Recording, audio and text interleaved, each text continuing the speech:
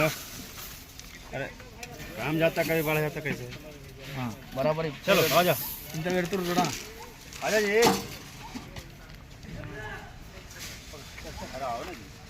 కరానా ఇప్పుడు విలేకరా వైసి ఏం రేట్ తీసుకుంటున్నాడు? ప్రైవేటా గవర్నమెంట్? మళ్ళీ మీకు ఏమైనా గిట్టుబాటు ఉన్నదా?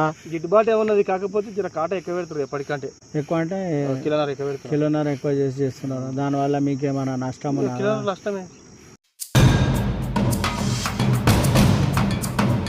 అందరికీ సలాం నమస్కారం. పై న్యూస్ ఇమానియాకు స్వాగతం. నేను రిజ్వాన్ మహమ్మద్ ముస్తఫా రిజ్వాన్. అయితే ముఖ్యాంశం ఏమున్నదంటే కల్లాల వద్దే ధాన్యం.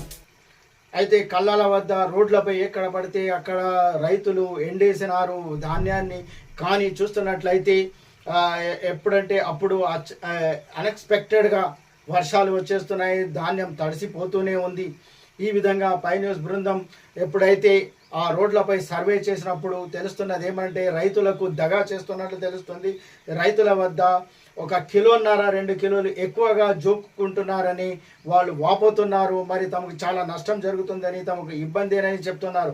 ప్రభుత్వం వాళ్ళు కొనుగోలు చేస్తున్నారు కానీ కిలోన్నర ఎక్కువగా వాళ్ళు జోకుతున్నట్టు, మరి ఒక్కొక్క దగ్గర అయితే 3 కిలోలు ఎక్కువగా జోకుతున్నట్టు వాళ్ళు చెప్తున్నారు, వాపోతున్నారు. మరి వాళ్ళు బాధపడుతున్నారు. ఎందుకంటే దీనివల్ల రాత్రనక పగలనక వాళ్ళు ఎంతో కష్టపడతారు. ఆ కష్టపడ్డ తర్వాతనే మన దగ్గరికి మన నోటికి కూడు వస్తుంది. మరి మనము కూడు తింటున్నాం. మరి వాళ్ళు పండించిన ధాన్యాన్ని మనం కొనుగోలు చేసి మనం తింటున్నాం. మరి వాళ్ళకే మోసం చేస్తున్నట్లు మనకి ఇక్కడ తెలుస్తుంది. ఎందుకంటే కిలోన్నర 2 కిలోలు 3 కిలోలు ఈ విధంగా ఎక్కువగా జోకుతున్నారని, మరి దీనికి ప్రశ్నించినప్పుడు ఎవరైనా ప్రశ్నిస్తే రైతులు వాళ్ళ దగ్గర కావాలని కొనుగోలు చేయటం లేదని, మరి వాళ్ళను తత్సారం చేస్తున్నారని, ఎవరైతే ఏమనకుండా కిమ్మనకుండా ఉంటున్నారో, ఎందుకంటే ఎంతవరకు వాళ్ళు కూడా రాత్రనగా పగలనగా అక్కడ కావలి కాస్తూ ఉండాలో తెలియక వాళ్ళు ఏం చేస్తున్నారంటే సరే పోనీలే అనే విధంగా వాళ్ళు విడిచిపెడుతున్నప్పుడు వాళ్ళ దగ్గర తొందరగా కొనుగోలు చేస్తున్నట్టు, మరి ట్రాన్స్పోర్టింగ్ లారీలు లేవని, మరి సంచులు లేవని సాకులు చెప్తున్నారని వాళ్ళు వాపోతున్నారు. ఈ విధంగా చూస్తున్నట్లయితే మరి ఆ ధాన్యం తడిసిపోవడం వలన రైతులకు ఎంతో నష్టం జరుగుతుంది. అవి మొలకెత్తి మరి అవి దేనికి పనికి రాకుండా పోతాయి. మరి ధాన్యము తడిస్తే కూడా కొనుగోలు చేస్తున్నామని చెప్తున్నారు. కానీ ఈ విధంగా చేయటం వలన, అధికారులు ఈ విధంగా చేయటం వలన మరి ఎక్కడికక్కడ ధాన్యం మీరు చూస్తున్నట్లయితే వెనుక విజువల్స్ కేవలం ఇది అంతారం బైపాస్ రోడ్డు మాత్రమే. అక్కడ మాత్రమే ఇది. మరి ఎక్కడెక్కడ పల్లెటూళ్ళలో ఎక్కడెక్కడ ఏ విధంగా వాళ్ళు ఆరవోసారు ధాన్యము, మరి అవన్నీ కొనుగోలు చేయాలి. మరి అవన్నీ అక్కడ నుంచి తరలించాలంటే ఎంతో సమయం పడుతుంది. మరి అటువంటప్పుడు ఈ విధంగా రైతులను ఇబ్బంది పెడుతూ మరి వాళ్ళ దగ్గర ఎక్కువగా జోకుతున్నట్లు వాళ్ళు వాపోతున్నారు.